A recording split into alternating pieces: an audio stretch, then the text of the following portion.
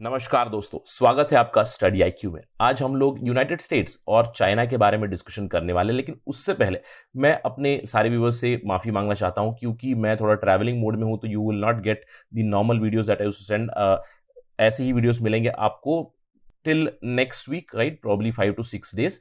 तो please bear with me till that time, right. चलिए बात करते हैं किस पे हम लोग आज बात करने वाले हैं। यूनाइटेड स्टेट्स और चाइना की डिस्कशन के बारे में हम लोग बात करने वाले हैं। With China in focus, Biden he seeks to boost alliances in Asia। तो आज हम लोग इस वीडियो में देखेंगे कि क्या डेवलपमेंट होने वाली है आगे चल के, क्योंकि मार्च के लास्ट वीक में यूनाइटेड स्टेट्स और चाइना की एक मीटिंग होने वाली है। उनके सेक्रेटरी ऑफ स्टेट और उनके नेशनल सिक्योरिटी एडवाइजर मिलने वाले हैं। तो इसके बैकड्रॉप में बाइडन की जो फॉरेन पॉलिसी आ चुकी है, तो उनके दिमाग में क्या है, क्या लेकर वो जा रहे हैं चाइना के साथ डिस्कशन में, हम लोग इसके ऊपर बात करेंगे। तो इस वीडियो में हम लोग देखेंगे 3 की टेकअवेज क्या है of the Biden administration when it is going to have a discussion with the Chinese counterparts in March, right. तो ये सब डिस्कशन करेंगे, लेकिन उससे पहले मैं हूं आपका दोस्त राहुल साइवांकर। अगर आप मुझे फॉलो करना चाहते हो, follow me on the ID Rahul Sai 222। अगर आपको कोई सवाल है, कोई डाउट है, आप मुझे डायरेक्टली मैसेज कर सकते हैं इंस्टाग्राम के ऊपर।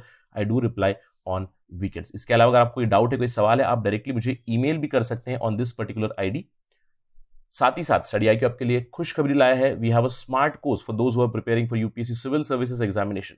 हम जानते हैं कि ऑलरेडी नोटिफिकेशन आ चुकी है, आखिरी डेट नोटिफिकेशन की है मार्च 24। तो अपना फॉर्म ध्यान से भरिएगा, अपना ऑप्शनल, अपना लैंग्वेज, जो भी निटिग्रिटीज है उसको अच्छे से भरिएगा, राइट।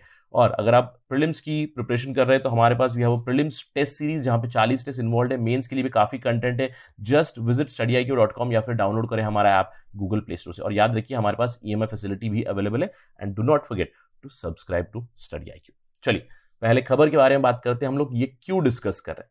मैंने आपसे कहा कि यूनाइटेड स्टेट्स के सेक्रेटरी ऑफ स्टेट जो है एंथनी ब्लिंकन और उनके नेशनल सिक्योरिटी एडवाइजर है जेक सलिवन, वो लोग मिलने वाले हैं। उनके काउंटरपार्ट्स वैंग यी और यांग जेची मार्च लास्ट वीक में मीटिंग होने वाली है, वो भी अलास्का में होने वाली है। तो काफी इंपॉर्टेंट ऑब्जर्वेशन है यहाँ पे कि यूनाइटेड स्टेट्स की टेरिटरी में मीटिंग होने वाली है और पहली फेस टू फेस होगी ये चाइना और यूनाइटेड स्टेट्स के बीच, यानी कि बाइडेन एडमिनिस्ट्रेशन और जी जिनपिंग की जो एडमिनिस्ट्रेशन है, उन दोनों के बीच पहली बार अभी एक मीटिंग होने जा रही है। तो काफी इंपॉर्टेंट मीटिंग होगी। तो हम लोग आज यहां पे बात करेंगे कुछ की टेकअवेज की जो बाइडेन एडमिनिस्ट्रेशन लेके जाएगा। अभी ऑलरेडी पहले 40-50 दिन हो चुके हैं बाइडेन एडमिनिस्ट्रेशन के।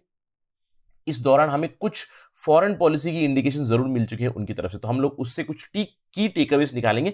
सबसे पहला टेकअवे क्या है? First takeaway is that China is the biggest competitor of United states. ये ऑलरेडी एक की टेकअवे निकल चुका है। क्यों? क्योंकि एक ऑलरेडी कंसेंसस बिल्ड हो चुका है बाइडेन एडमिनिस्ट्रेशन में कि चाइना उनका सबसे बड़ा इकोनॉमिक राइवल है। पहले रशिया एक बहुत बड़ा राइवल होता था, ऑल्दो रशिया को अब भी एक बहुत बड़ा सिक्योरिटी थ्रेट मानते हैं यूनाइटेड स्टेट्स ऑफ अमेरिका, लेकिन अभी फिलहाल उनका सबसे बड़ा इकोनॉमिक कॉम्पिटिटर कौन बन चुका है? वो है चाइना। और ये United States of America already जानता है। इनफैक्ट एक स्टेटमेंट आया था secretary of state Anthony Blinken का। उन्होंने कहा कि United States relationship with China, it is going to be the biggest geopolitical test of the entire 21st century. यानी कि 21वीं सदी में किस तरह से यूनाइटेड स्टेट्स और चाइना के रिलेशंस बढ़ेंगे, वो पूरे हमारी 21वीं सदी को इंडिकेट करेगा या फिर उसकी फ्यूचर के बारे में डिसाइड करेगा। तो इससे क्लियरली ये तो पता चल चुका है कि यूएसए चाइना को बहुत ज्यादा सीरियसली लेता है और इकोनॉमिक राइवल जरूर मानता है। अब एक तरफ पहला की टेकअवे ये है कि यूनाइटेड स्टेट्स ने चाइना को बिगेस्ट कॉम्पिटिटर माना है, लेकिन अब बिगेस्ट कॉम्पिटिटर है तो चाइना उनके लिए बहुत जरूरी भी है, क्योंकि म्यूचुअल इंटरेस्ट है यूएसए और चाइना के बहुत सी जगह पे। और अगर हम लोग बाइडेन एडमिनिस्ट्रेशन की बात करें, देखिए बाइडेन एडमिनिस्ट्रेशन ने चाइना को कॉम्पिटिटर करार दिया है, साथ ही साथ म्यूचुअल इंटरेस्ट पे साथ में काम करेंगे ये भी ऑलरेडी अंदेशा दे दिया। अब ये एक डिविएशन है when it comes to Trump administration. हम लोगों ने बात की है ट्रंप एडमिनिस्ट्रेशन के बारे में पहले। देखिए ट्रंप एडमिनिस्ट्रेशन का उनका रवैया क्या था?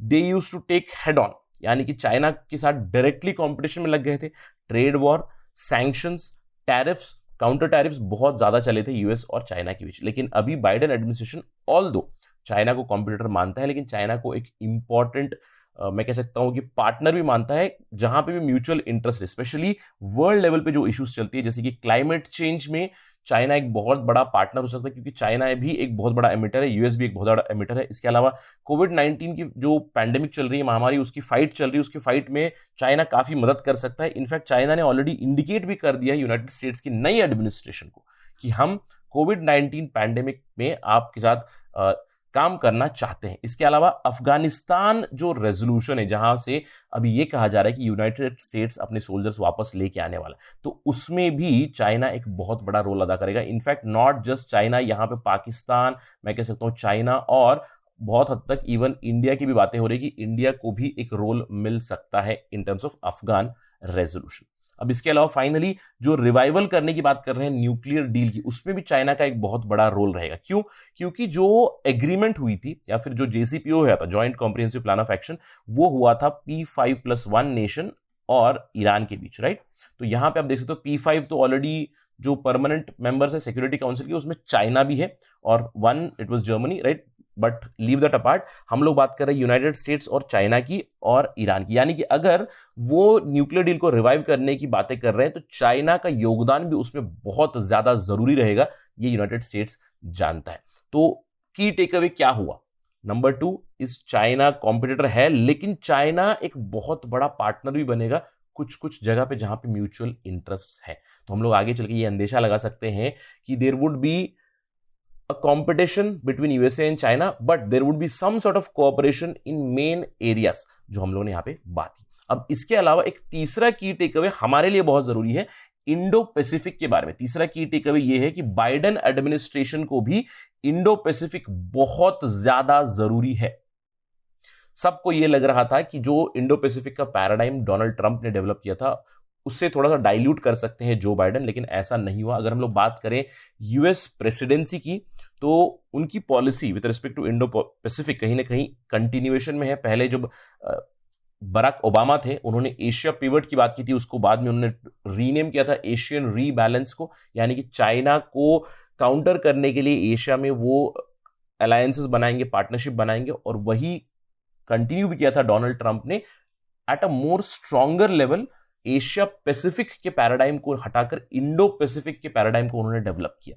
अब इसी चीज को जो बाइडेन भी कंटिन्यू कर रहा है, क्योंकि हम लोग अगर बाइडेन एडमिनिस्ट्रेशन की शुरुआती 50-60 दिनों की अगर हम लोग पॉलिसी देखें, क्या हुआ है, देखिए पहली कंट्री जहां पे secretary of state Anthony Blinken visit किए, that was in Indo Pacific, that is Japan. In fact जो पहले प्रेसिडेंट या फिर हेड ऑफ द स्टेट होंगे जो यूएस को विजिट करेंगे बाइडेन एडमिनिस्ट्रेशन में, वो भी इंडो पैसिफिक से होंगे, यानी कि Japan. Japanese prime minister Yoshihide Suga is going to visit United States. इसके अलावा जो पहली क्वाड मीटिंग हुई थी, जिसके ऊपर हम लोगों ने बात की थी हाल ही में, काफी कॉम्प्रिहेंसिव वीडियोस पड़े हैं स्टडी के ऊपर, आप देख सकते हो। हम लोगों ने भी बात की थी with respect to the covid vaccine initiative, Quad का कोविड वैक्सीन इनिशिएटिव हम लोगों ने बात की थी। और पहले 50 दिनों में अगर ऐसी मीटिंग हो रही है, तो इट क्लियरली शोस कि बाइडेन एडमिनिस्ट्रेशन इंडो पैसिफिक को बहुत ज्यादा सीरियसली लेते हैं।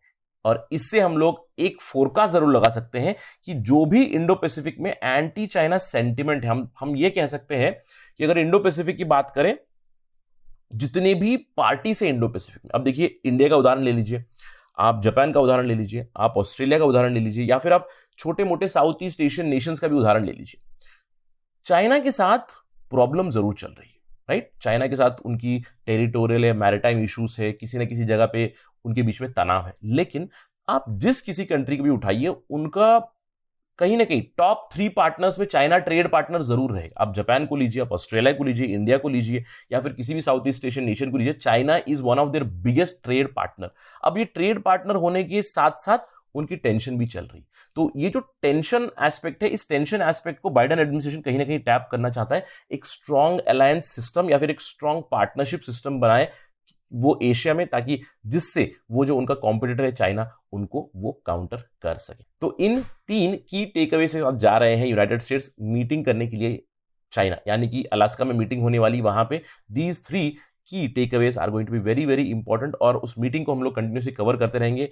जैसी अपडेट आएगी, we will bring it you as soon as possible on Study IQ। That's it from my side on this part of discussion. Thank you for watching. जय हिंद।